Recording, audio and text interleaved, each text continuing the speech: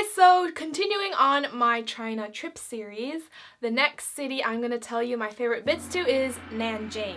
So obviously Shanghai and Beijing are the two most popular cities to visit in mainland China, and on our way on the bullet train, which oh my goodness goes over 300 kilometers per hour. So on our way to Beijing we decided to stop by Nanjing to get a little bit of a different perspective on a bit more of a traditional Chinese city, I guess. So Nanjing has a population of about 8 million people. It was the capital of China for 6 whole dynasties and is one of the 4 great ancient capitals of China, and currently is still the capital of the Jiangsu province.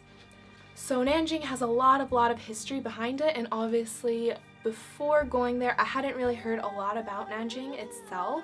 Mainly the thing that sticks out for me being a non-Chinese citizen was through history classes, hearing about it through obviously the terrible Nanjing Massacre event that happened in the city. So one of the coolest bits of Nanjing I thought was the Nanjing City Wall, which is a kind of a wall fortress that surrounds the entire city of Nanjing.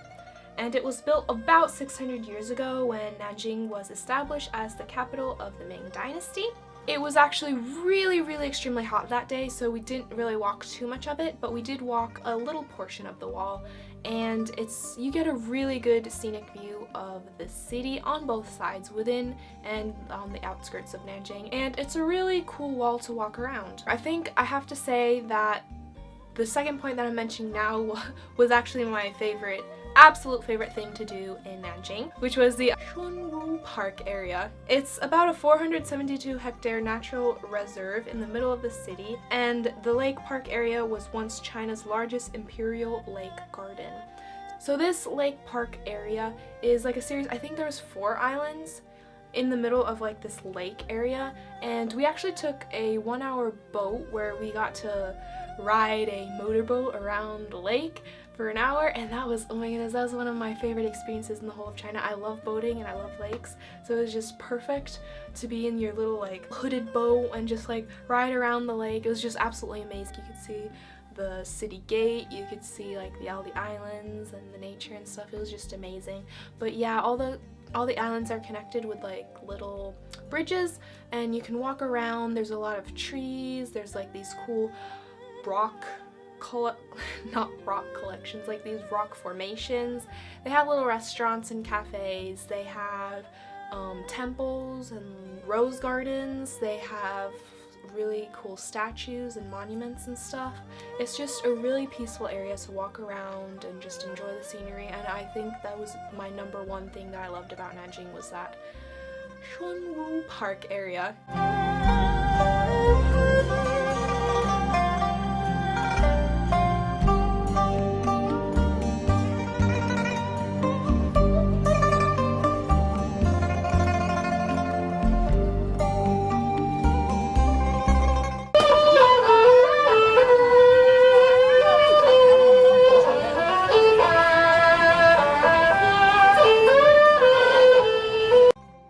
Back to a little bit of what I had heard of Nanjing beforehand was the massacre. So they have this really great memorial hall for the massacre.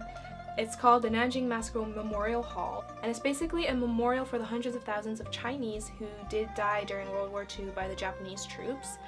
And there's a partially excavated mass burial site. There's a lot of photos, a lot of videos, a lot of information packs. The information is in Chinese, Japanese, Korean, and English, so everything's in English. You can like really get a good story of what really happened in that city during World War II and all the really horrible stories. They do have like witness testimonials and like really in-depth information about all that. We did go during the Dragon Festival, so it was really extremely crowded and couldn't really enjoy it to the full potential, but it was really interesting. Another area I really enjoyed in Nanjing was the Confucius Temple area, and in Chinese it's Fuzi Miao, I think that's how you pronounce it, and it's basically a cultural attraction with lots of art, shopping, restaurants, entertainment, and was constructed in the year 1034 during the Song Dynasty. It's a really cool area. It's quite large, and you have the river running through. There's like different temples, cultural sites, famous people's buildings. They have the the examination hall and the examination museum, which we went to, where it tells you about there's a famous exam that's held in Nanjing where if you want to get into the government you take this exam, and it's been really famous all throughout Chinese history. And it's just a really fun area to walk around, and you get like a nice vibe, and there's like just all kinds of like different little attractions you can see there. Finally, there is a river that flows through Nanjing called the Qinhuai River, and it is a branch off the Yangtze River, and especially at night there's boats that are lit up going up and down the lake that you can also take a boat there. We unfortunately didn't do the boat there this time, but you can take a boat there, and it goes up and down the river, and it's just, there's musicians, there's restaurants and bars alongside of it, and it's just really pretty. And me and my friend, we stood at this bridge for like probably half an hour, 45 minutes, just watching the boats go back and forth and listening to this guy at the edge of the river playing, I think it was a saxophone, if I remember correctly. But yeah, it was just really peaceful, and it was another moment that really stuck with me.